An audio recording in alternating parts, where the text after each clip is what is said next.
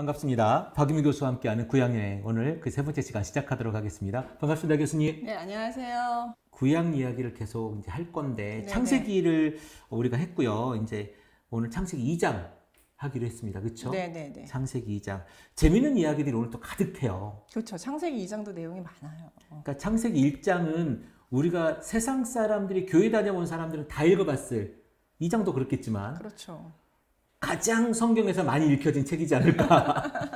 저는 그렇게 빈도로 따지면, 그리고 가장 중요한 부분이지 않을까라는 생각이 드는데, 오늘 창세기 2장의 첫 번째가 하나님이 안식하셨더라 이야기지 않습니까? 네, 일곱 번째, 네. 일곱 번째 날 그쵸. 안식한 얘기죠. 6일까지 다 창조하시고, 네. 사람까지 지으시고, 그리고 창세기 2장에 와서 1, 2, 3절에 일곱 번째 날은 쉬었다, 뭐 이런 이야기잖아요. 그렇죠. 오늘은 그래서 첫 번째 이야기로 우리가 안식일 이야기를 한번 해봤으면 좋겠어요. 네. 도대체 그 구약의 그 안식일부터 시작해서 지금 우리가 소위 이야기하는 뭐 안식일 교회도 있잖아요. 이 안식일이 도대체 어떤 것인지 오늘 교수님이시니까 이 이야기를 한번 네. 우리가 처음 풀어가면 어떨까 싶습니다. 네, 그러니까 제가 아는 안식일에 대한 이야기들을 한번 풀어보도록 할게요. 네네. 첫 번째 절에 천지 만물이 다 이루어졌다. 그리고 두 번째 절에 하나님이 그 하시던 일을 일곱째 날에 마치심에, 그러니까 the end 끝나고 나서 그 하시던 모든 일을 그치고 일곱째 날에 안식하셨다. 그랬어요. 네. 그러니까 6일 동안은 그가 하신 모든 일들이 끝난 거죠. 창조, 그러니까 지금 그 1절과 2절 사이에 계속해서 반복된 게 다 이루어졌다, 마치다, 그치다. 네네. 그러니까 완성을 6일까지 완성하시고 일을 강조하는 거죠. 그러니까 강조, 완성이 됐고 일곱 번째 날에 안식하셨다라고 하는. 그래서 안식이라는 것은 쉼이라는 것이거든요. 네네. 쉼. 그러니까 이게 이제 우리 6일 일하고 하루 쉬고 하는 것. 그다음에 이제 요런 이제 어떤 틀이 이제 여기서 생기게 되는 것이거든요. 네. 그러니까 안식을 하는 것은 그다음에 이제 그 이유를 3절에서 설명하는데 일곱째 날을 복되게 하고 하사 거룩하게 하셨으니 이는 하나님이 그 창조하시며 만드신 모든 일을 마치시고 그날에 안식하셨습니다. 그래서 안식이라는 것이 단순한 쉼이라는 개념도 있지만 그 안식일을 하나님이 거룩하게 하셨다라는 것이거든요. 거룩하게 했다는 것은 내 날이라는 뜻이에요. 내 것. 그러니까 하나님. 성경에서 거룩이라는 표현은 항상 하나님에게 속한 것을 이야기할 때 네네. 우리는 거룩이라는 표현을 쓰거든요. 그러니까 여기서 안식일이라는 것은 내 날이다. 네, 나와 함께하는 날, 내가 나와 너희가 즐기는 날, 기뻐하는 날, 뭐 만나는 날, 뭐 이런 식의 개념이 안에 들어가 있는 거죠. 그러니까 복되게 하셨다. 특별히 축복을 주셨어요. 그래서 같이 기뻐하고 하나님을 만나고 하나님과 찬양하고 하나님을 찬양하고 기뻐하고 만나면서 쉼을 갖는 날. 네, 그런 날을 이 복된 날인 거죠. 그래서 그러니까 결과적으로 그날이 복된 날인 거죠. 느낌은 방금 교수님 얘기하는 거 들어보면 느낌은 천국? 천국에 우리 그런 거 하잖아요. 하나님을 찬양하고 뭐 하나님과 함께하고 뭐 그런 걸 천국이라고 하잖아요. 저는 지금 그런 뉘앙스를 느꼈거든요. 그렇죠. 그러니까 이날은 노동에서 이제 뭐 어떤 일을 한다던가 생산을 한다던가 뭐 이런 것들을 다 마치고 하지 않고 그냥 쉬면서 하나님과 교제하고 즐거워하면서 하는 그런 날이라는 개념이에요. 정확하게는. 그러니까 하나님이 야, 이날은 꼭 나랑 만나자? 뭐 이런 날인 거죠. 그러니까 야, 오늘은 이날은 나랑 만나는 날이야. 딴 날은 또 만나겠지만 이날은 꼭 나랑 만나자. 이건 하나님이 정하신 날인 거죠. 하나님이 먼저 본을 보이신 거네요. 네, 쉬시면서 대신에 이 날을 거룩하게 만들어 주셨네요. 왜 그러니까 거룩이라는 건 이날은 이제 다른 일 하지 말고 세상 일 너네들 해야 되는 일 많잖아요. 하나님이 인간에게 세상을 관리하라고 말씀하셨으니 관리할 일 뭐 많잖아요. 그렇지만 6일은 그렇게 하고 마지막 일곱째 날은 나랑 놀자. 나랑 같이 함께 하자. 이날은 내 날이니까 6일과 다르게 나와 함께하는 날, 나의 날이라는 거죠. 하나님의 날, 하나님의 날로 본인이 스스로 거룩하고 복되게 정해놓으신 거네요. 네. 그러면 이제 이날은 하나님께 정하신 날이잖아요. 네. 지금 우리가 소위 안식일이라고 교회를 다니잖아요. 네, 네, 네. 이 연관이 어떻게 되는 건가요? 그러니까 이 안식일의 개념 속에는 이게 확장이 돼요. 이제 출애굽기에서는 안식일을 이제 십계명에서 안식일 지키라고 할 때는 하나님이 창조 지금 2장에 나온 네네. 창조와 연결해서 이제 안식일을 지키라는 말씀이 나오지만 신명기에서 다시 안식일에 대한 계명이 나올 때는 구원과 연결이 돼요. 하나님이 너네들을 애굽에서 구원하셨음을 기억하라. 예, 그 이야기와 연결이 되거든요. 그러니까 이제 우리가 신약으로 왔을 때는 지금 주일로 지키잖아요. 그쵸. 네, 안식일이 아니에요. 날짜로 보면 안식일은 토요일이거든요. 네네. 네, 토요일이고 금요일 우리는 밤부터. 예, 금요일 밤부터 토요일 그 해가 있을 때 흰색과 검은 실이 구별이 안 될 때부터 시작해서 구별이 안 될 때까지 예, 요게 이제 정확한 시간인데 어쨌든 저희는 이제 그 날짜가 아니라 그 다음 날 안식 후 첫날 예수님이 부활하신 날을 그렇죠. 기념해서 이제 안식일을 대신해서 지키는 거죠. 그렇지만 저희들이 주일을 지킨다고 해서 이 안식의 개념을 완전히 다 버린 건 아니거든요.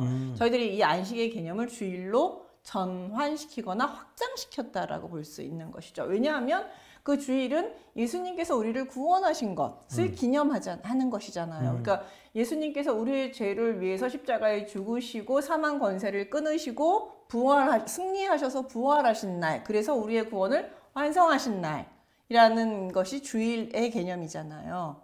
우리가 그렇죠. 지금 드리고, 예, 그래서 그것을 기념하고 그것을 기뻐하고 즐거워하고 찬양하면서 하나님 말씀하신 것을 우리가 들으면서 그러니까 그 날짜가 바뀌었고 그 기념하는 것이 하나님의 창조와 하나님의 구원 사역 구약에서는 이었다라면 신약에서는 그 주인공이 우리가 기억하는 대상이 하나님 앤드 예수님으로 확장이 된 거죠. 예, 하나님이 또 예수님을 보내셨으니까 하나님의 어떤 구원 사역이잖아요. 이게 예수님의 구원 사역이면서 하나님의 구원 사역인 것이잖아요. 그러니까 이렇게 확장이 되고 있는 거죠. 그러니까 저희가 그렇게 보면은 뭐 구약은 안식일이고 신약은 주일이다. 그러니까 이게 별개다 이렇게 볼 필요는 없습니다. 그러니까 날짜만 바뀐 것이고요.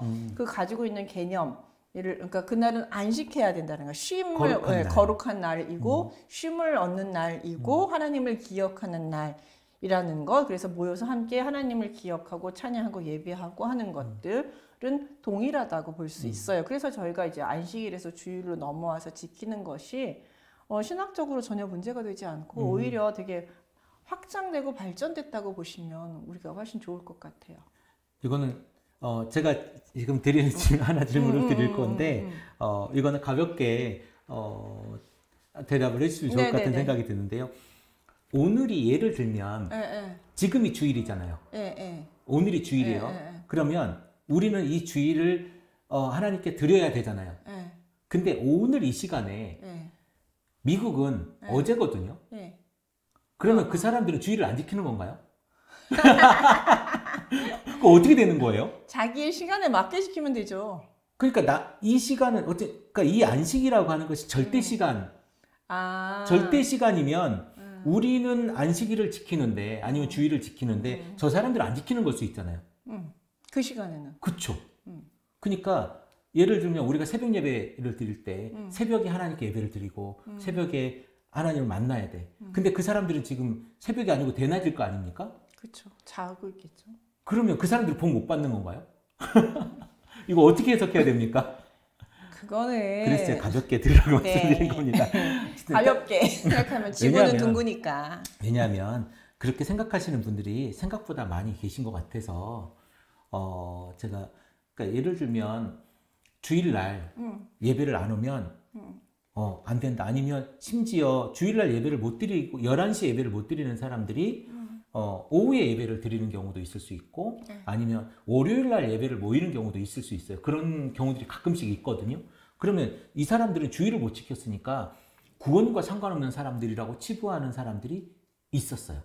그러니까 제가 예전에 이게 제 경험이에요. 우리가 모여서 토요일날 예배를 드릴 수도 있는 거다.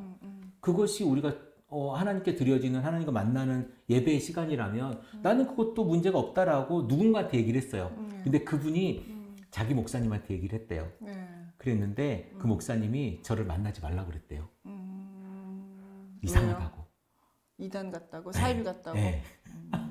그런 경험이 있어서 제가 그때부터 지금까지 고민이에요. 이 안식일이라고 하는 개념, 그러니까 주일날 11시 우리가 생각하는 예배드리는 시간의 개념이 절대 개념, 절대 시간의 개념인가? 아니면 우리는 다 상대에 살잖아요. 인간은 상대적 개념으로 사는 사람들인데 미국 사람들은 그러면 망하나? 뭐 이런 생각들을 제가 하게 되면서 물론 이제 아주 가벼운 생각이긴 하지만 사실은 고민이 안 됐던 건 아니에요. 아, 그렇게 되면 이스라엘 시간으로 지내야죠.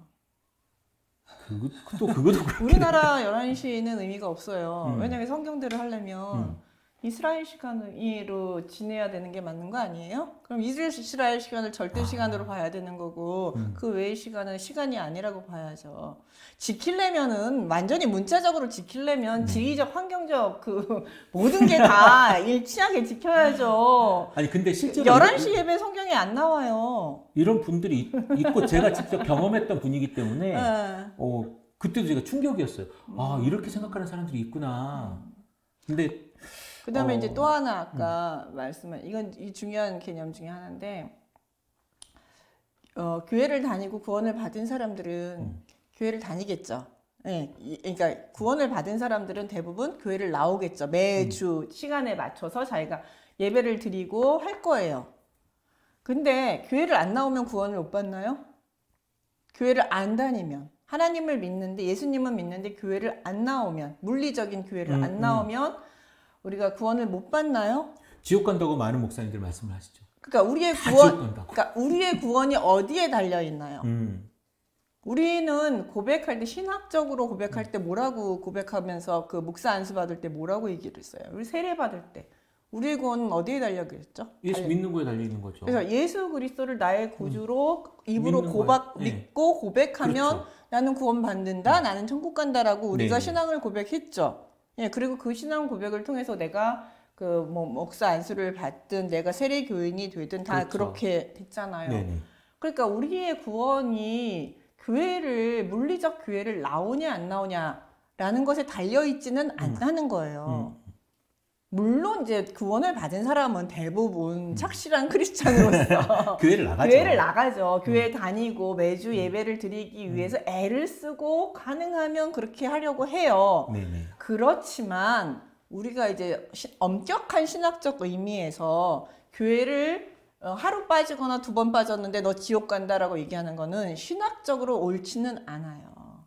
왜냐면 우리의 구원이 내가 예배당을 한번 가느냐 안 가느냐에 달려있지 않기 때문에 이렇게 되면 행위 구원이 되는 거거든요.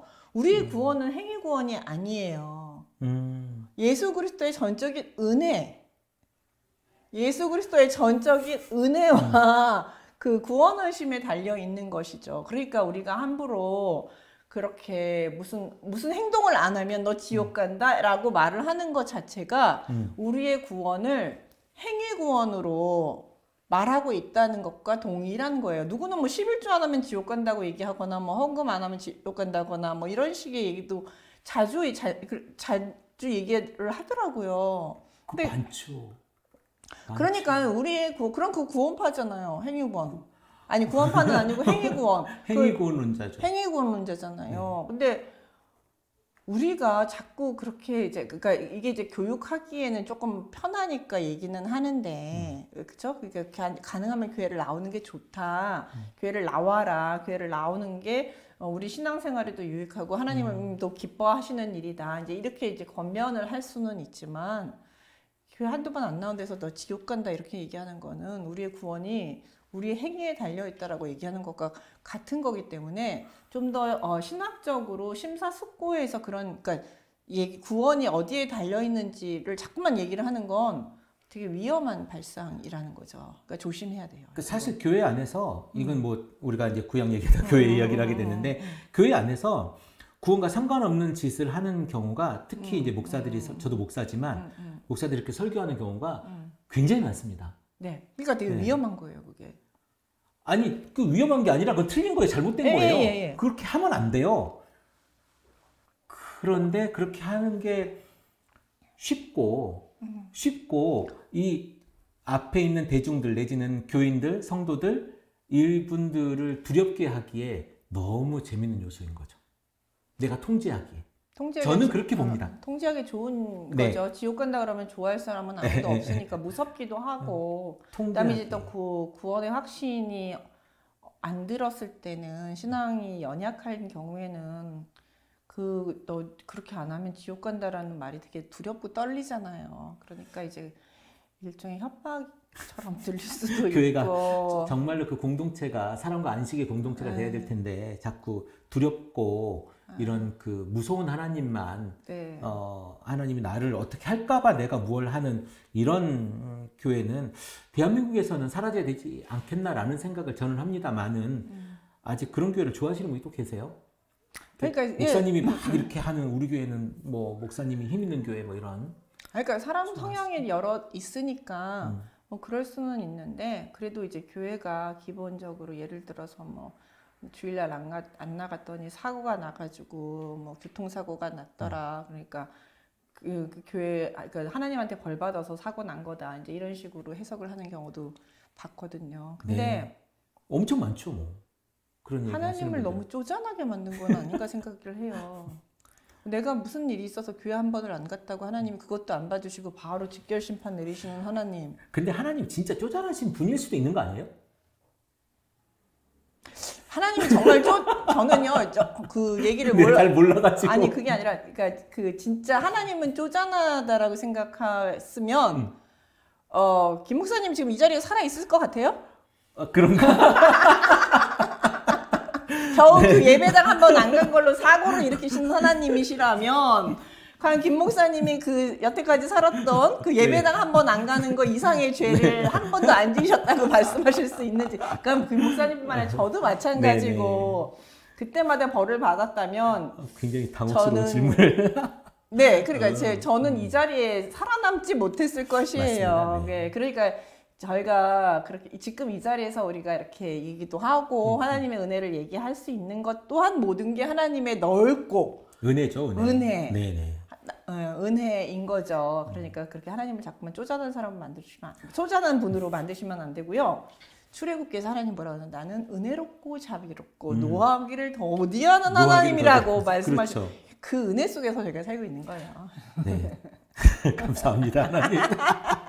네, 어쨌든 우리 안식일이라고 하는 것이 우리가 딱 규정된 절대적 시간이 아니고, 그러니까 하나님께서 거룩하게 하신 날이 하나님 만나는 날, 그리고 하나님께 예배하는 날, 우리가 하나님께서 그리고 쉼을 허락한 날, 이렇게 우리가 생각하면 좋지 않겠나. 그리고 더 디테일할 수는 있겠으나 하나님이 그날을 안 지키면 벌 주고 죽인다는 얘기가 여기 없어요. 그래서 좀 하나님을 그러니까 평안을 주시는 하나님으로 우리가 만나면 좋겠다, 이런 생각을 안식일을 생각할 때마다 제가 늘 해보는 주제인 것 같습니다. 우리 그 다음 얘기 한번 해볼까요? 이제 이게 되게 재밌는 것 같아요. 우리가 지금 1장에서 천지창조를 하나님이 하셨거든요. 네. 7일 동안 하시고 쉬셨단 말이에요, 방금까지. 그게 끝났어. 네, 창조 다 끝났죠. 다 끝났어. 그러니까 게다가 거기다 쉬기까지 했어요. 완성을 하시고 네. 완벽하게 완성을 하시고 쉬셨는데 다시 천지가 창조될 때에 하늘과 땅의 내력이 이러니라고 성경은 기록하고 있던 거 다시 시작돼. 네. 저는 예전에 네. 제가 30년 전에 신학을 시작했잖아요. 그러니까 신학교를 30년 전에 들어갔는데 딱 올해가 30주년이 되는 해예요. 심지어. 축하드려요. 네네. 근데 저는 그때 무슨 야외 문서니 제사장 문서니 뭐 이런 거 있었잖아요. 그걸로 해결이 돼버렸어요, 이게. 이거는 야외 문서고 이거는 제사장 문서고 뭐 이렇게 해서 그래 그때 나중에 편집됐기 때문에 이건 두 개 합쳐진 거야. 버릴 수가 없으니 합쳐져서 다시 이야기가 된 거야. 라고 해서 저는 하나도 의심이 없었죠. 심지어 지금까지. 해결이 돼버린 문제인 거예요. 네. 굳이 이걸 의심할 필요도 그래 이거는 제사장 문서니까 다시 붙어가지고 이렇게 된 거야.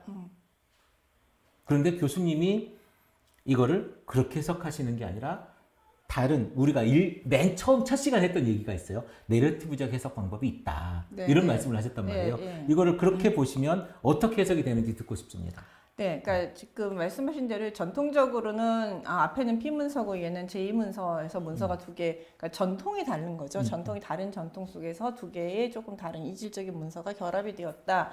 이제 이렇게 해석을 하는데 저는 이제 문학 비평 중에서 내러티브 방법론이라는 방법론을 써요. 그리고 문학 비평은 전제는 뭐냐면 주어진 본문을 가지고 해석한다. 주어진 본문을 최종 본문으로 하고 그 본문의 이전에 편집의 역사, 예, 그러니까 만들어진 역사, 본문이 만들어진 역사는 우리는 관심을 두지 않겠다.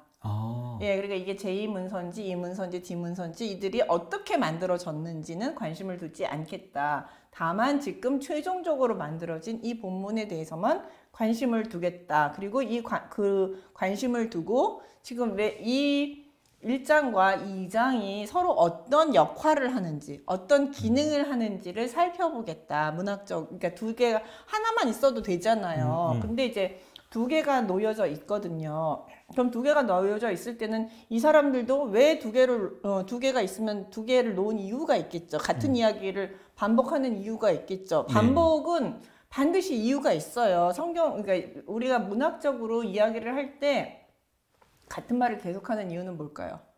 강조하려고 하는 것이죠. 예, 강조의 역할이 있습니다. 그러니까 여기서 보시면 2장 4절부터는 그 인간 창조에 포커스가 맞춰져 있거든요. 그러니까 다른 천지를 창조하시고 나서 인간에 대한 이야기를 하는 거죠. 네, 인간 창조에 포커스가 맞춰져 있어요. 그러니까 천지 창조를 다 하고 나서 1장에서 이제 천지 창조 얘기 다 나오고 나서 이제 하나님께서 2장을 통해서 인간의 창조에 대해서 좀 더 관심 있게 이제 왜냐하면 그 인간사를 얘기하실 거거든요. 네네. 여태까지는 천지 창조의 역사를 말씀하셨다라면 이제부터 성경은 인간사에 대한 이야기를 이야기하려고 이제 포커스를 이렇게 넓은 포커스에서 작게 인간으로 이렇게 집중을 한 거거든요. 그러니까 예를 들면 마을 이야기를 하다가 오늘은 영인의 집의 이야기를 해볼까 하고 네. 영인의 집으로 들어간 거네. 이렇게 포커스가 이렇게. 포커스. 옛날에 그 쥐라기 공원 보면은 왜 아주 넓게 보여주다가 갑자기 이렇게 쭉 줌인해가면서 그 공룡 뛰어다니는 모습으로 딱 그쵸. 포커스해서 공룡 이야기로 딱 들어가잖아요. 전체 지구 이야기에서 똑같아요. 그거랑 비슷한 거죠. 그러니까 전체 얘기에서 쭉 줌인해서 인간에게로 좀 포커스를 맞춰서 이야기를 다시 시작하고 있다라는 것이죠. 그렇게 그래서 이제 반복처럼 보이지만 반복이 아니고 이제 인간의 이야기로서 시작을 하는 것이죠. 이제 이렇게. 우주와 만물을 지으신 하나님의 이야기에서 창조하시고 나서 다시 이제 인간의 이야기로 포커스를 맞춘다. 네, 그렇죠. 그렇게 해석이 되면 이게 이제 야훼 문선이 제사장 문선이 요 이야기와는 다른 해석이 되는 거예요. 다른 해석인 거예요. 그 나름대로의 기능이 있는 거죠. 그러니까 이유를 이렇게 만들어 놓은 이유가 있는 것이죠. 단순한 반복이 아니라 다른 문서에서 온 것이 아니라 나름대로 문학적 이유와 목적이 있어서 이렇게 두 번을 쓴 거라는 것이죠. 그러니까 강조의 목적이 있다. 네, 강조의 목적이 있고 이제 왜냐하면 인간 이야기를 시작하셨거든요. 그래서 여기서 보면 이게 톨레도이라고 시작돼요. 히브리어로 보면은 이것이 천지가 창조될 때에 하늘과 땅의 내력이니 할 때 이 내력이라는 단어가 톨레도이라는 것인데 이게 계보라는 뜻이거든요. 근데 이게 왜 아브라함의 톨레도, 뭐 야곱의 톨레도 이렇게 나오고 아브라함의 세계라, 뭐 이삭 그다음에 야곱의 세계라, 뭐 이렇게 돼서 이제 표현이 되는데 그거하고 같은 표현이에요. 예, 그러니까 이제 인간사로 들어가면서 이제 그 톨레도라는 표현을 쓰면서 이제 인간사로 포커스를 탁 맞춘 거죠. 그래서 이제 인간 이야기가 시작이 되는 겁니다. 네, 그럼 인간 이야기가 시작이 돼요. 인간 이야기가 시작이 되는데 이제 여기 보면은 이 장에 인간 이야기를 하면서 코에 생기를 불어넣은 사람이 생명이 되니라라고 하면서 여기 이 생기에 대한 이야기를 사실 이 생기가 우리가 저번 주에 한번 이야기를 한 것 같은데 루아흐? 네, 이 이야기를 한 번 더 해주시면 좋을 것 같아요. 생기죠. 그러니까 인간의 생명이 어디서 왔느냐? 라고 했을 때 이제 그 하나님에게서 왔다라는 기원 있잖아요. 네네. 그걸 그러니까 하나님의 불어 넣으심으로 사람이 살아있는 존재가 됐다라는 것이거든요. 네페시 하이야 해서 이제 살아있는 존재가 된 것이죠. 그리고 이제 그래서 근데 이제 하나님이 코에 송기를 불어 넣으셨다라는 것은 인간이 하나님에게 생명을 부여받은 존재라는 것이라는 것이죠. 하나님과 같은 존재는 아닌 거죠? 아니죠. 요거는 피조물이라는 게 좀 더 분명해지는 거죠. 피조물이라는 게 왜냐하면 흙으로 이제 인간의 몸은 하나님이 손으로 흙으로 이렇게 조물조물해서 형태를 만들고 거기다가 후 하고 생기를 불어 넣음으로써 움직이는 존재가 된 거잖아요. 마치 인간이 로봇을 만들었을 때 기계로 로봇을 만들고 소프트웨어를 장착시켜가지고 파워 온 했을 때 움직이는 것과 같은 것. 그러니까 이거는 철저한 피조성이죠. 네. 그래서 생기를 넣었다라는 것 자체가 피조물이라고 하는 것에 대한 굉장히 강점이 있는 거네요. 네, 그러니까 이제 움직이는 생명이 어디서 왔느냐, 생명의 기원이 어디냐라고 했을 때 우리는 하나님에게다라고 말할 수 있는 것이죠. 그 다음에 이제 에덴 동산 얘기를 하거든요. 에덴 동산이 어떻게 생겼는지 아니면 뭐 어느 위치에 있는지 뭐 이런 얘기를 하잖아요. 뭐 물론 요즘에 에덴의 위치가 어디냐 찾는 분도 아직도 계시겠죠. 아직도 계시는데 뭐 사실 그게 중요한 건 아닌 거라고 저는 생각이 들고, 그러면 이 에덴은 이제 우리 내러티브 이야기를 하니까 내러티브 이야기로 에덴은 어떤 의미가 있을까요?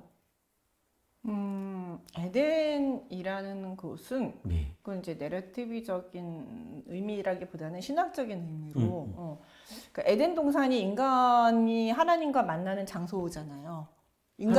하나님이 인간을 위해서 만들어준 장소이고 결국은 이제 에덴 동산은 그렇죠. 하나님과 만나는 장소잖아요. 왜 인간이 이제 살면서 하나님도 또 거기서 오셔서 인간이 하나님과 같이 교제하고 아담아 너 어디 있느냐? 그렇죠. 하나님 저 여기 있습니다. 뭐 이렇게 만나고 3장에서 이제 숨는 장소이기도 하지만 어쨌든 이렇게 하나님을 만나는 장소이거든요. 그러니까 이제 이 곳이 그리고 거기서 보면 이제 물도 흐르고 있고 보석도 잔뜩 금이니 그렇죠.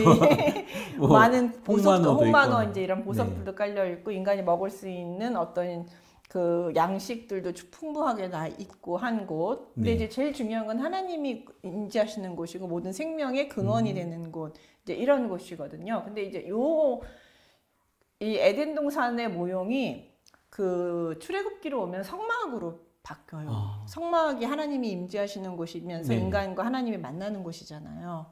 그리고 이제 이곳이 왕정으로 가면은 성전으로 바뀌고요. 그 다음에 이제 이곳이 그 우리 거룩한 예수 그리스도를 우리가 뭐가 돼요? 성전이 되죠. 우리가 성전이 되죠. 신약 시대에 가면 우리가 성전이 되는 것이 되고 그 다음에 이제 이게 요한계시록으로 넘어가면 새하늘과 새 땅, 새 예루살렘의 모형이 바로 이 에덴 동산에 나와 있는 이 영상하고 거의 비슷해요.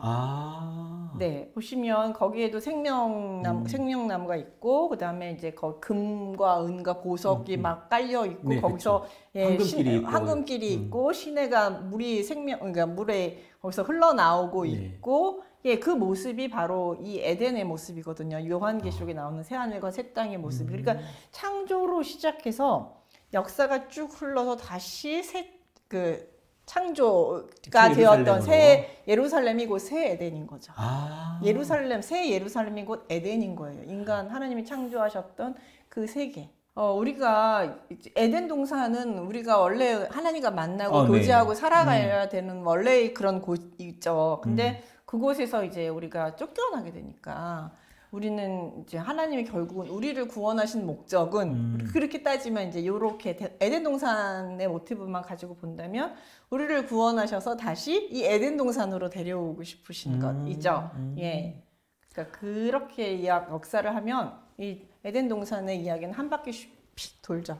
성경 전체를 아우르는 그런 개념이에요. 그러니까 아까 우리가 얘기했던 거룩 그리고 하나님이 쉬셨던 그 안식과 연결이 되는 그런 개념일 수도 있겠네요. 그렇죠. 하나님 만나는 거, 하나님과 교제하는 거, 하나님이 거룩하다고 지정하신 곳, 그런 개념으로도 볼 수 있습니다. 그래서 여기가 특별하게 모든 곳 중에서 선별돼서 하나님과 만나고 교제하는 특별한 거룩한 곳인 거죠.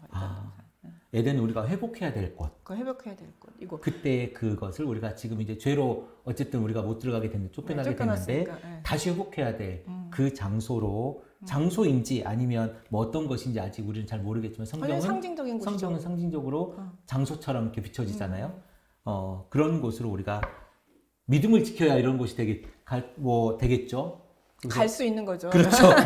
그러니까 여기를 갈 수 있는 건 가기 왜냐하면 위해서 자꾸 간다라고 하면 그러니까 이제 꼭 어떤 장소인 것처럼 상징으로 요한계시록 얘기를 했는데 장소인 것처럼 비춰질까봐 제가 그 단어가 사실 조심스러웠는데 어쨌든 그 우리가 회복해야 될 곳으로 그렇죠. 네, 회복해야 될 곳. 그러니까 우리는 제가 뭐 되게 조심스럽긴 하지만 사실 인간이라는 존재가 시간과 공간을 뛰어넘어가지고 뭔가를 표현하기는 어려우니까 네네. 그냥 장소라고 우리는 해도 해도 돼요. 왜냐하면 뭐 하여튼간에 뭐 그림을 그려도 장소밖에는 우리가 그쵸. 그림이 안 우리의 그려져요. 한계. 우리의 한 3인 3차원을 사는 음. 인간의 한계예요. 네네네. 네. 네. 그렇게 에덴 동산은 보면 좋을 것 같고 그렇게 시작했다. 그리고 이제 중요한 게 두 가지가 나와요. 하나는 선악을 알게 하는 나무가 나오거든요. 선악을 알게 하는 나무 열매를 먹지 말라. 내가 먹는 날엔 반드시 죽으리라. 이렇게 17절에 나와요. 네. 근데 이게 우리가 이 뒷얘기 다 알잖아요. 뒷얘기 너무나 유명한 얘기 다 알기 때문에 같이 연결해서 얘기하면 아니 도대체 하나님이 이걸 왜 만들었을까? 이걸 먹을 줄 몰랐을까? 이런 질문을 하게 되잖아요. 안 그러면 내가 지금 에덴 동산에 있을 텐데. 그렇죠. 그 좋은 곳에 이 고생 안 하고. 아니 너무 힘들어요. 이 세상 살아가는 게. 맞아요. 근데 왜 하나님이 만드셔서 반드시 죽으리라 하셨을까? 아니면 저는 이런 생각도 해봤거든요. 지금의 우리, 지금의 내 존재를, 그러니까 이게 이제, 보통 이야기 스토리가 처음부터 시작해서 끝을 가잖아요. 네. 근데 지금의 내 존재를 맞추기 위해서 이거를 거꾸로 하나님이, 만들어 놓으신 거 아닐까? 라는 생각도 제가 해봤거든요. 왜냐면 내가 여기 있는데, 이 죄악된 세상에 있는 나를 맞추려다 보니, 선악과가 필요하지 않았을까? 악이 왜 들어왔는가라는 그렇죠. 것을 설명하기 위해서. 예. 그러기 위해서 하나님이 요걸 맞춰놓지 않았을까라는 생각도 해봤습니다만은. 그건 이제 신화적 설명 중에 하나인 거죠. 그것도 그래요? 왜냐하면 이제 뭐 뱀이라든지 어디서 악이 왔는가, 인간은 왜 악한 존재인가 이런 걸 설명하기 위해서 각 신화마다 이제 그 악의 근원에 대한 설명들을 하죠. 하고 있잖아요. 네네. 그러니까 이제 그 뭐 고대 근동에서는 티아맛의 네네. 피에서 악이 왔다라든지 그리스에서는 판도라로 네. 인해서 인간 그쵸. 세계에 악이 들어왔다든지 뭐 이런 불행이 들어왔다라든지 이런 설명들을 하는데 그 설명으로 보는 그러니까 부정적인 개념 속에서 이렇게 보는 경우도 있죠. 근데 여기서는 이 선악과는 되게 중요한 기능을 가져요. 왜냐하면 인간이 자율적인 존재다라는 뜻을 가지고 있어요. 자유의지. 자유의지가 있다. 그러니까 요즘 우리 신학적 표현은 자유의지라고 표현하죠. 그러니까 인간은 그러니까 어떤 하나님의 명령대로 움직이는 로봇가 아니라는 거죠. 먹지 말라 하면 안 먹는 존재가 아니라. 그러니까 로봇은 먹지 말라고 입력이 되면 안 먹어요. 왜냐면은 안 먹죠. 그 먹으면 에러인 거죠. 그 고장난 거죠. 그러니까 고장난 거죠. 그거는. 근데 그러니까 인간은 근데 자유의지를 가지고 있어서 뭐가 옳은지 그른지를 판단을 하고 이거 하나님이 하지 말라 그랬으니까 이건 하지 말아야지. 이거는 하나님이 하라고 하셨으니까 해야지. 이건 하나님 하지 말라 그랬는데 하고 싶은데 그래도 하지 말라고 하지 말라고 하셨으니까 하지 말아야지 하는 그런 자기가 자기 스스로 그러니까 하나님의 명령을 받았을 때 그 명령을 지킬 것인가 안 지킬 것인가를 내 스스로 자발적으로 판단을 하고 나의 자발성을 가지고 하나님 말씀에 순종하는 존재라는 것이죠. 그러니까 자유의지가 있어요. 내가 할 그때부터. 것이냐 말 것이냐 이거는 이제 존재 자체가 그러니까 여기서 보시면 먹지 말라라는 얘기를 하고 먹으면 정령 죽으리라는 얘기는 먹을 수 있는 가능성을 가지고 있는 그러니까 먹을 것이냐 안 먹을 것인가를 인간이 선택할 수 있는 선택할 수 있는 존재라는 것을 전제하지 않으면 이 말이 필요가 없죠. 그렇죠. 안 먹으면 못 먹게 하면 되는 거니까. 예, 나 먹지 마라고 얘기하면 안 먹을 거 아니에요. 로봇은 절대 안 먹어요. 먹지 마라고 하면은 그쵸. 입력이 그렇게 돼 있으니까. 근데 인간은 아니라는 거죠. 먹지 마라고 하면 하나님 먹지 말라고 그러셨으니까 먹지 말아야지라고 생각할 수도 있지만 사실 오랫동안 그렇게 했겠죠. 예, 상당히 오랫동안 그렇게 생각을 하고 먹지 네. 않았겠죠. 네, 저거는 그게 이제 첫 번째 이유예요. 인간이 자유의지를 가지고 있다라는 거. 그러니까 하나님은 우리가 로봇처럼 내가 명령하면 무조건 듣는 존재로 만드시지 않은 거라는 거죠. 그러니까 의지가 있고 생각이 있고 자신 스스로가 하나님을 섬기는 것을 원하시는 것이지 로봇처럼 프로그램이 입력이 되어 있으니까 너는 나를 섬겨라 그러면 무조건 다 섬기는 그런 모습으로 인간을 만드시지 않았다는 것이고 그런 인간과 교제하고 싶지는 않으셨다라는 것이에요. 생각을 해보세요. 우리 아이들이 나한테 기쁨을 줄 때가 어떨 때예요? 네, 엄마한테 인사했을 때 네, 다녀오셨습니까? 라고 인사를 하는 때가 기뻐요? 아니면 내가 아무 말을 안 했는데도 애가 나를 너무 반가워해서 다녀오셨습니까? 라고 막 기쁘게 반갑게 인사할 때 내가 기뻐요. 그 두 번째가 기쁘죠. 그렇죠. 네. 예, 내가 명령해서 시켜서 하는 인사는 그거는 안 기뻐요. 아무리 없는 거 아닙니까? 예, 그 그거죠. 훈련이지 훈련. 예, 훈련이죠. 그러니까 네. 그렇게 나중에 이제 물론 나의 의지도 훈련을 시킬 수는 있겠지만 그러나 어쨌든 나의 기쁨은 자발적으로 하나님께 헌신하고 사랑을 보낼 때 하나님에 대한 어떤 영광을 돌리고 할 때 하나님이 제일 기뻐하시는 거고 그게 진정한 교제죠. 하나님은 인간과 교제하기를 원하셨거든요. 그래서 하나님이 인간을 하나님의 형상대로 만드신 거죠. 그렇죠. 그러니까 그런 자유의지가 있는 것이고 또 하나는 선악과를 인간에게 모든 것을 다스릴 수 있는 권한을 주셨잖아요. 네. 그러니까 세상 만물이 다 그렇게 내 발 아래로 보일 수 있겠죠. 그러면 내가 세상의 왕처럼 생각될 수가 있겠죠. 내 맘대로 해도 되는 거. 그렇죠. 예, 근데 막 그러면서 이제 내가 이제 조금 나쁜 마음 먹어서 피조물들을 괴롭힐 수도 있고 그렇죠. 내 맘대로 내가 왕이니까. 왕이니까 마음대로 할 수 있잖아요. 근데 선악과를 딱 보는 순간 누가 생각날까요? 자, 하나 내 위에 누가 있어. 예, 나를 그렇죠. 통제하는 누가 있어. 그렇죠. 내 위에 내가 왕이 아니라 하나님이 계시지. 왜냐면 선악과를 먹지 말라고 하나님이 말씀하셨어. 그렇게 생각이 되는 순간 내가 왕이 아니라 하나님이 진정한 왕이시고 나는 이 세상을 다스리도록 명령받은 나도 피조물이지라는 생각을 하게 된다는 것이죠. 내 위에 왕이 계시다라는 것, 나의 존재가 피조물이라는 것을 생각할 수 있는 수단이 된다는 것이죠. 그래서 선악과는 반드시 필요했던 것이죠. 그렇군요. 그러니까 어쨌든 자유의지가 있음을 알게 하고 그리고 내가 피조물이라는 걸 늘 깨달아라. 이것도 가볍게 넘기면 좋은 질문. 그러니까 사실 아담은 죽음을 본 적이 없는 사람이잖아요. 경험한 적이 없는 사람이잖아요. 근데 하나님은 죽으리라 하셨단 말이에요. 그러면 경험한 적이 없는 아담에게 죽으리라가 어떤 의미가 있었을까? 이런 상상을 한번 해봤거든요. 또 나중에 가면 아담에게 이제 아담에게 결혼을 시켜주잖아요. 그러면서 부모를 떠나 이런 얘기 하잖아요. 아담은 사실 부모가 있지 않잖아요. 이제 그런 이야기들을 부모를 경험해 본 적이 없는 사람에게 부모를 떠나라고 하나님이 이야기했을 때 과연 이거는 성경이 우리에게 주는 어떤 의미가 있을까? 이런 고민들을 제가 해본 적이 있습니다. 가볍게 이거는 이걸 들으시는 분들이 한번 고민해 보면 좋지 않겠나 싶은 생각이. 그러니까 하나는 얘기를 하고 하나는 그러니까 죽음은 얘기는 사실 잘 몰랐을 거예요. 아담도 이게 뭔지. 그러니까 그런 게 있나 보다 이제 이런 생각을 했을 수도 있어요. 아담은 이제 우리는 알아요. 뭔지 알지만 근데 이제 그때 당시엔 죽음이 없었으니까. 근데 24절에 부모를 떠나 그 아내와 합하여 둘이 한 몸을 이룰지다. 요거는 모세가 한 말이에요.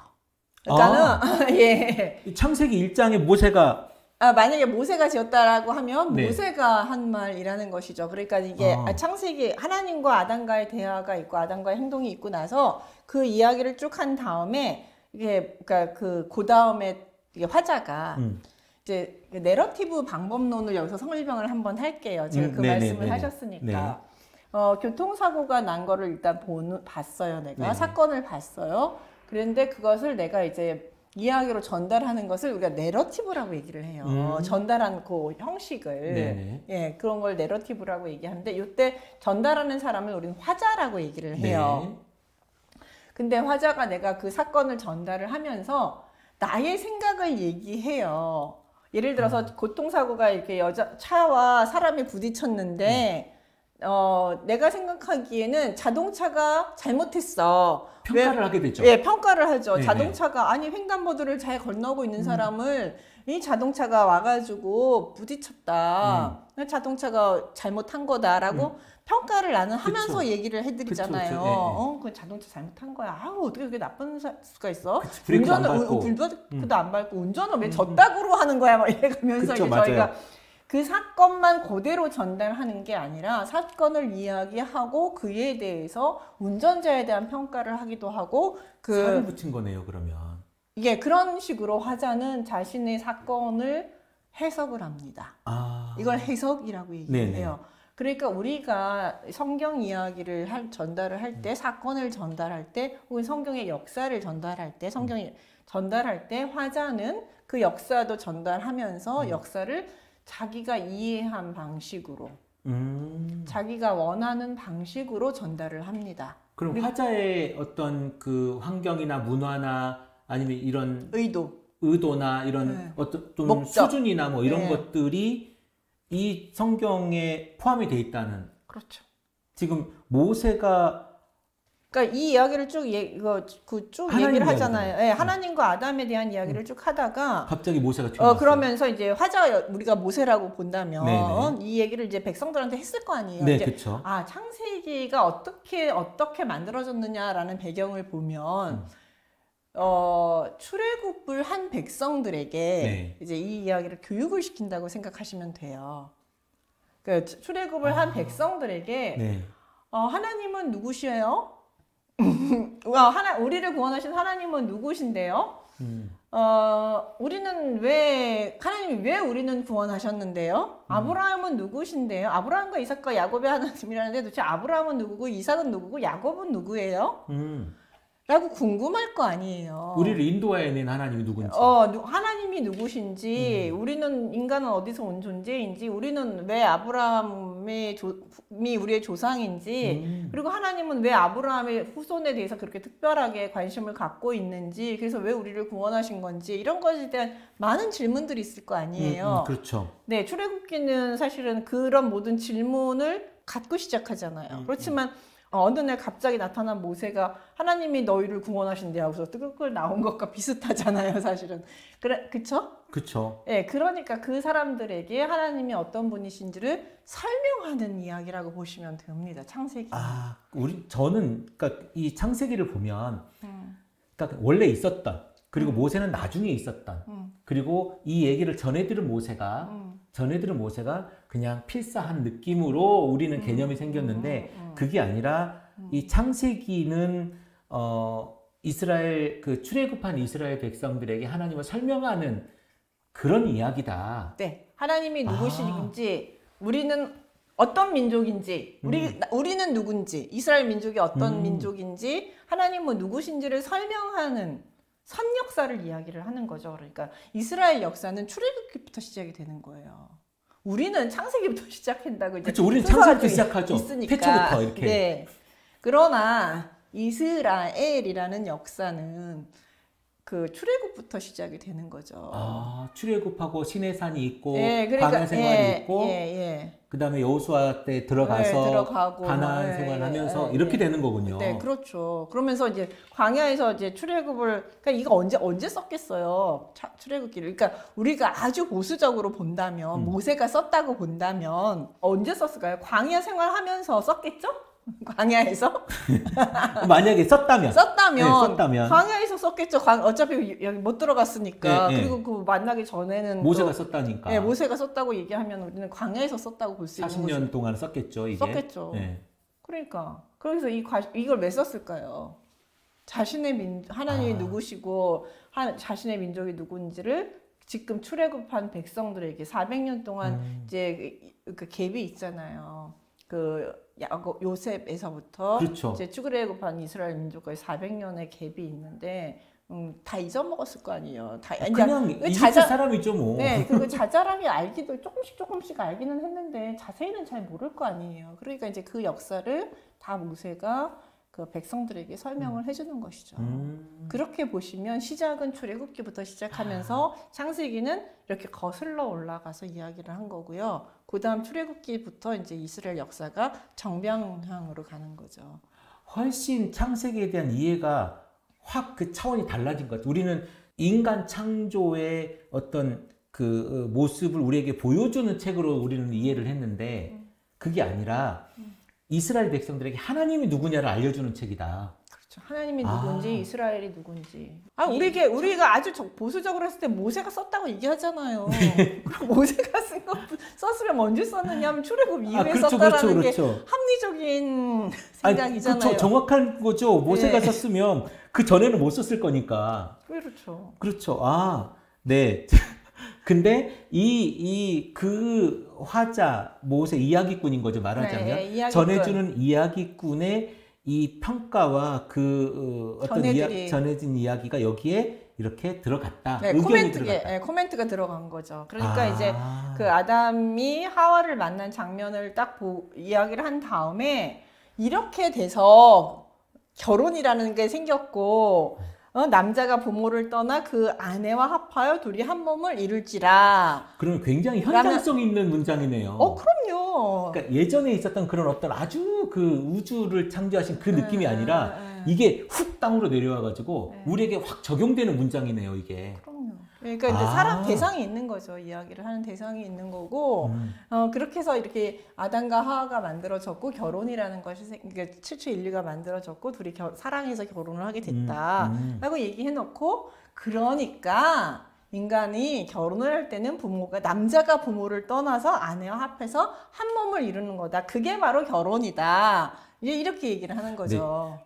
왜 여자는 안 떠나고 남자만 떠나라고 그럴까요? 남자가 부모를 떠나. 아니, 남자네 집이 부자면 안 떠나는 게 좋은 거 아닙니까? 그러니까 이 구절도 사실은 네. 이제 좀 뒤죽박죽이긴 하지만 네. 어쨌든 이 구절만 제가 설명을 하자면 이것도 그 가부장적 사회 속에서 나오기 어려운 문장이에요. 그러니까요. 왜냐하면 여자가 결혼을 할 때는 여자가 자신의 집을 떠나서 남자 집으로 들어가는 게 그 당시 풍습이에요. 슬로보아트의 그 딸들 이야기하면 심지어 여자들은 재산도 못 받잖아요. 예, 그러니까 그러니까 재산을 가지고 들어가게 되는 건데 어쨌든 그런 시대 속에서 그러니까 여기서 핵심이 있는 거예요. 그러니까 그렇게 그러니까 그 당시 시대가 가부장적 시대는 그쵸. 남자는 자기 가족과 딱 붙어 있는 상태이고 여자는 그 자기 먼 가족에서 끊어져서 이제 이 집으로 여기로 들어와서 남자와 결합을 하게 되는 거잖아요. 네. 그러니까 그런 본질을 보면서 남자와 부모의 관계가 끊어지지 않는 한, 원가족과의 관계가 어느 정도 거리가 되지 않는 한 이 둘이 단단하게 결합될 수 없다라는 본질을 확실하게 깨달은 거죠. 그러니까 부부의 관계의 본질, 가족이란 무엇인가, 가정이란 무엇인가에 대한 본질을 그 시대를 초월해서 여기서 설명을 하고 있는 거예요. 이건 시대를 초월하고 있어요. 부부의 본질이군요. 부부의 본질이에요. 굉장히 심오한데요, 이거 지금. 네, 왜냐하면 우리가 가부장 사회, 우리도 지금 결혼도 보면 아직도 부부가 한 몸을 이루는 거리라고 결혼을 보지 않고 여자가 자기 집을 떠나서 남자 집으로 들어가는 걸로 결혼을 봐요. 시집 간다라고 얘기를 하는 거죠. 근데 여기는 남자는 안 떠나거든요. 자기 집을 안 떠나요. 그러니까 안 떠나잖아요. 엄마랑 아빠랑 그 셋이 이렇게 살던 집에 여자만 딱 들어오잖아요. 근데 그런 구조 속에서 이게 부부가 한 몸이 될 수가 없는 거죠. 그러니까 이 시대에는 굉장히 파격적인 그 구절인 거네요. 지금 우리 사회도 파격적이에요. 이 구절이 그래서. 제가 어떤 얘기를 들었냐면 이게 이제 한 10년 전쯤에 어떤 목사님이 한 얘기인데 어떤 남자분이 나는 이것 때문에 이 구절 때문에 교회를 못 나오겠다 그랬대요. 왜냐면 나는 부모님을 모셔야 하는데 남자가 부모를 떠나 아내와 합하여 한 몸을 이루라. 난 그럼 부모를 떠나라는 얘기냐? 나는 불효자가 될 수 없다. 그러니까 나는 교회를 나올 수 없다. 그런 얘기가 아니잖아요. 라고. 근데 이제 가부장적인 마인드가 너무 단단하게 박혀 있는 남성들에게 있어서는 이 문장은 상당히 파격적이에요. 그러니까 이제 이제 가족 상담이나 이쪽에서는 이걸 이제 정서적으로 부모와 단절을 시켜야 아내와 행복할 수 있다. 왜냐하면 아내에게 자꾸 우리 부모 이야기하고 우리 엄마처럼 해줘라. 우리 엄마가 해준 음식과 아내가 해준 음식이 다를 수밖에 없지 않겠습니까? 근데 야, 우리 엄마는 이렇게 맛있는데 그럼 이 아내가 불가능한 거 아닙니까? 그래서 부모를 떠나서 아내와 한 가족을 이루는 하나의 가족이 생성된 거잖아요. 이제 이 가족은 단절되어야 맞는 거죠. 그래야 이 가족이 행복할 수 있으니까. 이렇게 이제 해석을 하는 맞아요. 어떤 가족 상담의 부분이 있는데. 그게 여기서 나온 거거든요. 예. 어쨌든 행복하려면 남자가 부모를 떠나야 되는군요. 네, 여자는 잘 떠나요. 문화적으로, 구조적으로 그렇게 될 수밖에 없고요. 그렇습니까? 예, 근데 이제 남자들이 못 떠나죠. 그리고 남자들이 못 떠나는 거를 당연시 여겨요. 부부 사이에 문제가 생기면 누가 나타납니까? 그럼 못난 남편들이 있으니까 네. 남자들이 욕을 먹는 것 같습니다, 지금. 예, 그러니까 못난 남편들. 저는 그런 얘기를 해요. 그러면 이제 불효를 하라는 얘기냐? 그게 아니라 원가족하고는 부모 자식과는 잘 안 끊어져요. 연을 끊을 일은 아닌 거죠. 예, 이게 떠나라는 얘기가 연을 끊으라는 얘기는 네. 아니거든요. 독립하라는 얘기거든요. 그렇죠. 이게 독립은 단순히 정서적인 것뿐만 아니라 정서적인 것, 가능하면 경제적인 것, 그다음에 이제 어떤 사회적인 것, 물리적인 것, 그다음에 이제 한 인간으로서 살아갈 수 있는 능력을 갖는 것이거든요. 아니 엄마가 해주는 것처럼 왜 못하느냐라고 말을 하려면 자기가 엄마가 해주는 것처럼 배워오면 되잖아요. 아내는 엄마가 아니거든요. 그렇죠. 예, 근데 이제 그런 것처럼 이제 아직 정서적인, 그러니까 성인으로서 내가 살아갈 수 있는 한 인간으로서 서지 못한 거죠. 누가 뭔가를 해줘야만 내가 살 수 있는 존재인 거는 아직 애기이지. 결혼할 그렇죠. 수 있는 네. 존재는 아직 아닌 거죠. 그러니까 이제 그런 부모가 떠나라는 얘기는 그렇게 독립적인 존재이면서 성숙한 존재가 되는 것이고, 그래서 떠나면 아내와 합하여 둘이 한 몸을 하나라는 거예요. 이건 하나 다 들러붙다라는 거거든요.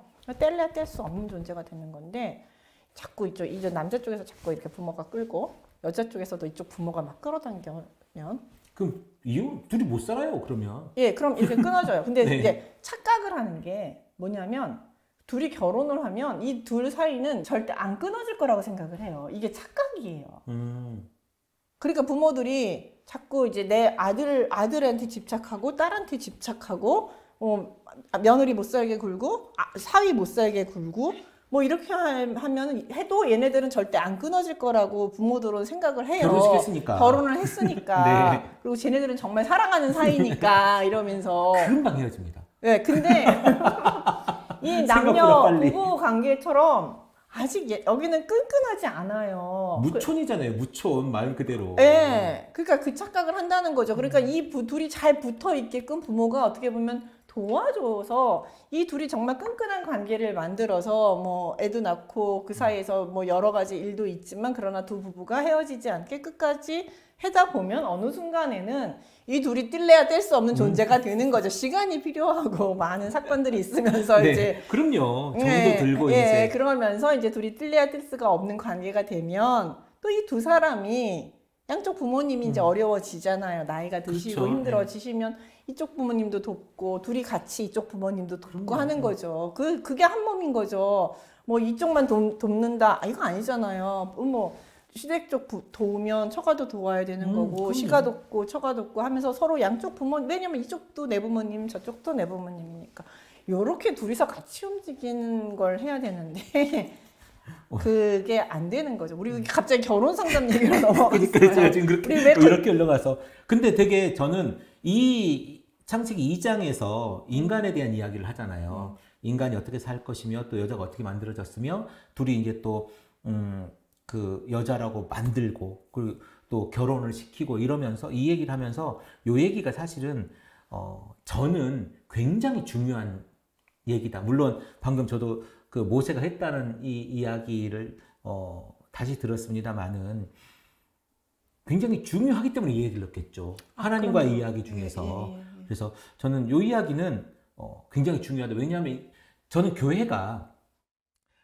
가정이 행복해야 교회도 행복할 수 있다. 왜냐하면 공동체이기 때문에 관계 공동체잖아요. 근데 부부들이 다 깨지고 다 싸우고 다 이상해. 근데 교회가 행복하다? 그거 웃긴 거 아닙니까? 저는 그렇게 보여집니다. 아, 그렇기도 하고요. 네. 그다음에 이제 이게 부부 얘기를 하니까 이제 제가 여기 좀 더 넘어가서 그 앞부분부터 제가 하나씩 얘기를 할게요. 하나님이 이제 아담이 혼자 있는 걸 사람이 혼자 있는 게 좋지 않다고 말씀하셨죠. 이게 이제 싱글로 사는 것에 대한 비판이 아니라 여기서 아담 혼자 존재하잖아요. 남성 혼자 존재하는 것이잖아요. 여기서. 근데 사실은 남성 혼자 존재했을 때는 그것으로 전부였죠. 이게 하나님 보시기엔 창조가 완성이 안 된 거예요. 하나님 보시기. 예, 왜냐하면 인간이란 존재는 남성과 여성으로 이루어졌잖아요. 그쵸. 그게 완성된 존재잖아요. 예, 근데 남자 혼자 있는 것 자체는 아직 완성이 다 안 됐어요. 완성이 되지 않았기 때문에 좋지가 않아요.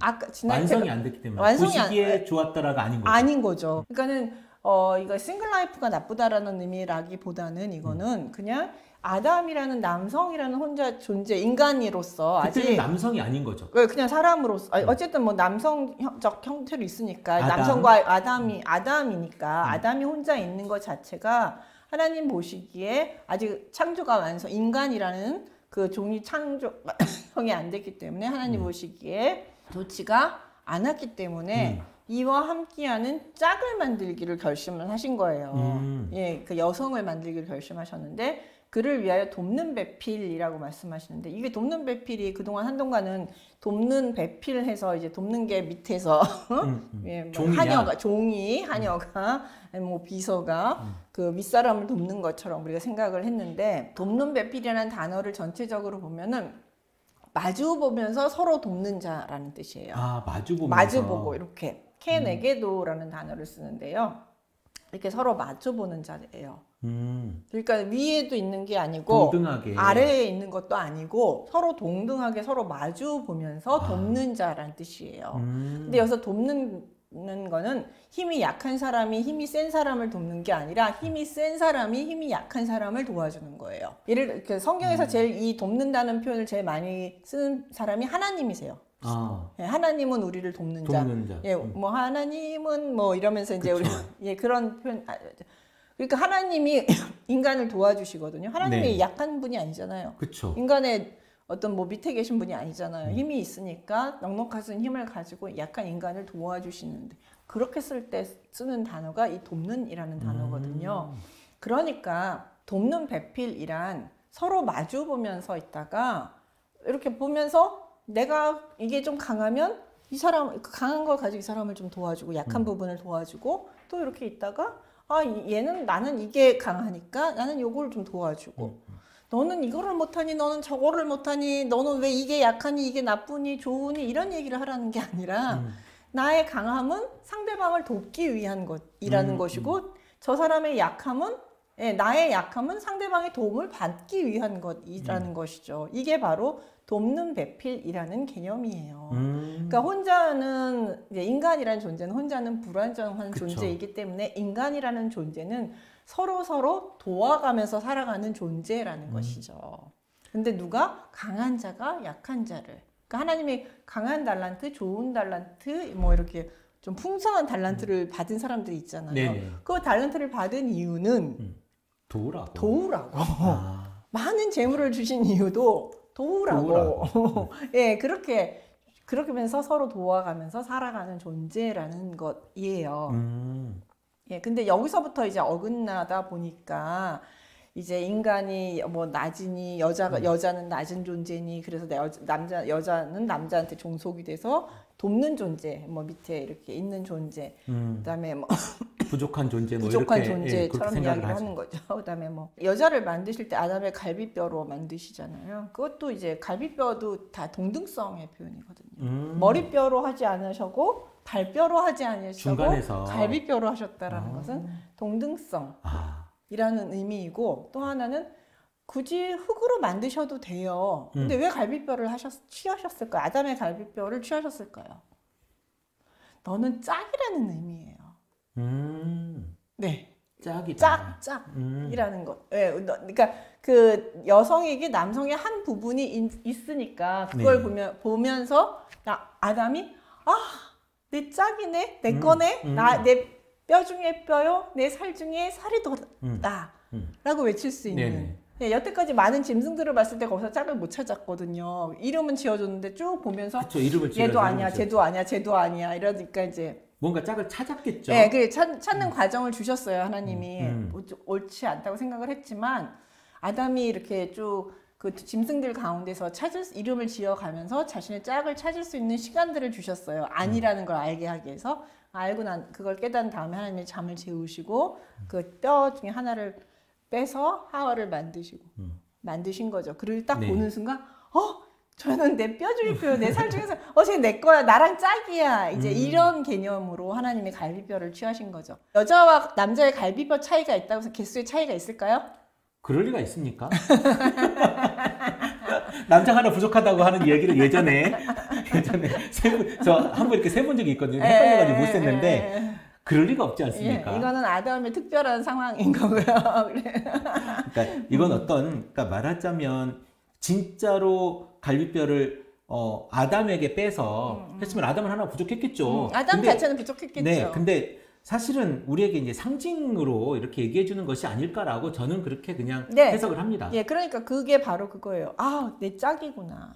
내 거 우리가 한 세트구나. 세트죠. 우리가 쉽게 말하면 우린 세트예요. 만약에 남자 갈비뼈 왼쪽에 하나 없었다면 아주 이 이야기가 굉장히 신빙성 있고 정말 이게 팩트야 뭐 이렇게 할 텐데 우리가 이제 어쨌든 하나님께서 우리에게 주시는 의미와 메시지를 해석하는 게 중요한 거니까요. 그러니까 이게 참 되게 긍정적이고 지금 유쾌하고 좋잖아요. 네네. 그쵸? 그거 보니까 딱 눈 떴는데 보니까 너무 내 짝이 여기 있어. 나랑 세트인 게 너무 기뻤죠. 아담이. 그러니까 발견하면서 기뻐하고 좋았어요. 네, 그러니까 이게 최초의 시라고 얘기를 해요. 그래서 내 뼈 중에 뼈요, 살 중에 살이라. 최고 중에 최고니까. 예, 요거를 나가 가장 가까운 사람이라는 뜻으로 최초의 시라고 우리가 얘기를 합니다. 사랑시네요, 사랑시. 사랑시죠, 사랑시. 야, 너는 내 뼈 중에 뼈, 살 중에 살이 최고다. 나에게서 나온 최고다. 그러니까 이렇게. 나와 한 몸이에요. 네가 나고 내가 너예요. 우리는 부부는 이런 존재라는 거. 그러니까 여기 둘이 합하여 한 몸을 이룰지라. 그러니까 부부라는 존재는 성경에서 말하는 부부라는 존재는 내가 너고 당신이 나인. 성경을 안 읽어본 사람은 있을지라도 창세기 1장과 2장을 한 번만 읽은 사람은 없을 거거든요. 근데 이걸 이렇게 본 사람도 없을 것 같습니다. 요즘은 그렇게 많이 보고 있는데. 저만 그렇습니까? 요즘은 많이 보고 있습니다. 그래서 그 다음에 이제 왜 이렇게 서로 뼈 중에 뼈, 살 중에 살이라면서 이렇게 행복하고 기쁠 수 있었느냐 하면 아담과 그 아내 두 사람이 벌거벗었으나 부끄러워하지 아니하였다. 이게 핵심이에요. 부끄러워하지 아니하였다. 네, 왜 부끄러워하지 않았을까요? 언제 부끄러움을 느껴요, 인간이? 벗었을 때 부끄럽죠. 선악과를 따먹은 다음에 부끄러움을 느끼잖아요. 다 같이 벗고 산다 그러면 부끄러울까요? 목욕탕 가면 안 부끄럽잖아요. 저요? 네, 벗었다고 했을 때도 목욕탕 가면 안 부끄럽잖아요. 그렇죠. 다 벗었으니까. 네. 그러니까 인간이 부끄럽다라고 느끼는 감정을 저는 언제 알았느냐 하면 우리 딸을 키우면서 우리 딸이 이제 잘 먹어가지고 4살 때쯤 이렇게 배가 통통했어요. 네네. 그러니까 어른들이 자꾸 매겨. 배가 아니야. 자꾸 애 배를 탁탁 만지면서 배가 너무 나왔다고 너무 많이 먹은 거 아니냐 이렇게 배가 통통해서 여자애가 이렇게 배가 통통하게 나와도 되느냐 뭐 이제 이런 식의 얘기를 몇 번을 들은 거예요. 그랬더니 애가 갑자기 자기 배를 막 가리는 거야. 그래서 옷 같은 것도 이렇게 배를 가리는 4살짜리가. 4살짜리. 네, 배를 자기는 배가 제일 밉대. 그러면서 배를 가려야 된대. 왜 그런가 봤더니 이제 어른들이 배가 자꾸 뭐라고 하니까 부끄러운 거예요. 걔도 그게 스트레스가 되는 거예요. 그래서 배를 가려야 된다고 하면서 되게 위축이 되더라고요. 그래서 내가 그때 뭐라고 했냐면 아니야, 너는 배가 제일 예뻐. 너는 네 몸 중에서 그렇게 통통한 배가 제일 예뻐.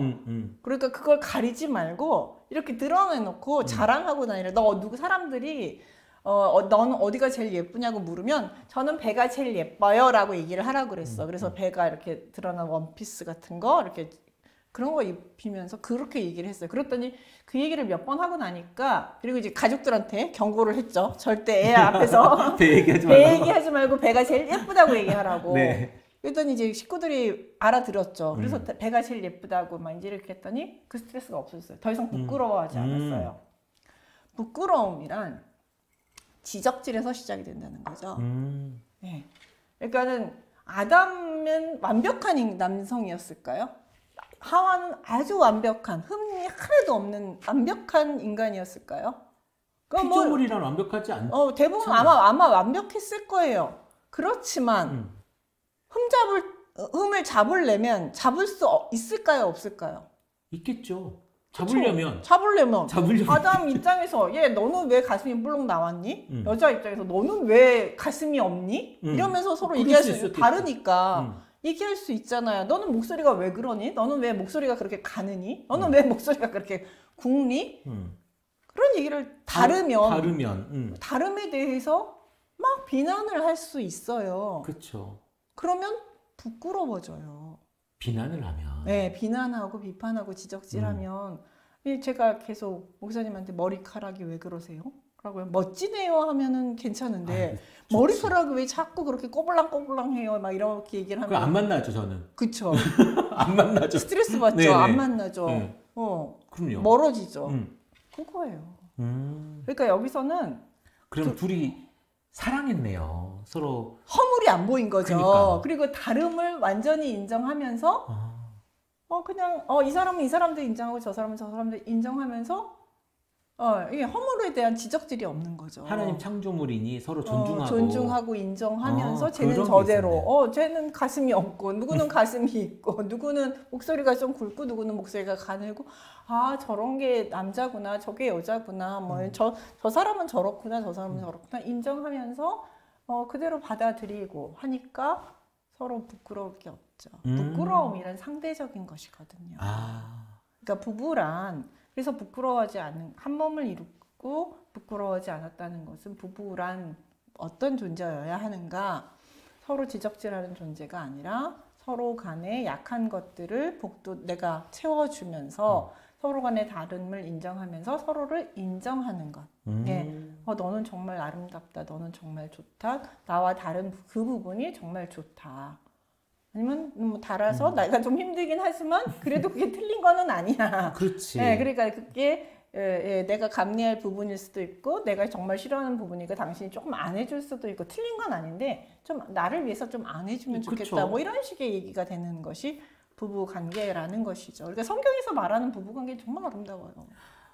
기본적으로 교회를 다니는 사람들이라면 성경에서 무슨 얘기를 하는지 좀 알아야 될 것 같아요. 목사가 무슨 얘기 하는지 말고 성경에서 무슨 얘기를 하는지. 그러면 사실 신앙과 신앙인의 생활이 좀 달라지지 않을까 이런 아쉬움들을 가져봅니다. 네. 오늘 우리가 창세기 2장을 했는데요. 안식일부터 시작해서 왜 2장에 창조 이야기가 다시 나오는지에 대해서 다시 한번 알았고 그리고 그 이후에 굉장히 중요한 모세가 했던 이야기 충격적일 수 있겠지만 하나님의 이야기를 우리는 그냥 무의식적으로 받아들이는데 어쨌든 연구하시는 분들이 보니 이거는 하나님 한 얘기가 아니고 모세가 나중에 이걸 같이 한 이야기다 전하면서 그런 이야기 그리고 아담과 하와의 이야기까지 우리 이제 사실은 3장까지 이렇게 해보려고 했는데 3장은 다음 주에 되겠습니다. 네, 아무래도 3장까지는 저희가 할 얘기가 참 많아요. 성경에서 창세기 1, 2, 3장을 알면 그 구약의 기본적인 신학적 원리는 한 70% 알았다고 생각할 그래요? 수 있어요. 그럼 다음 주에도 3장의 재밌는 이야기를 다시 만나보도록 하겠습니다. 수고하셨습니다, 교수님. 네, 수고하셨습니다.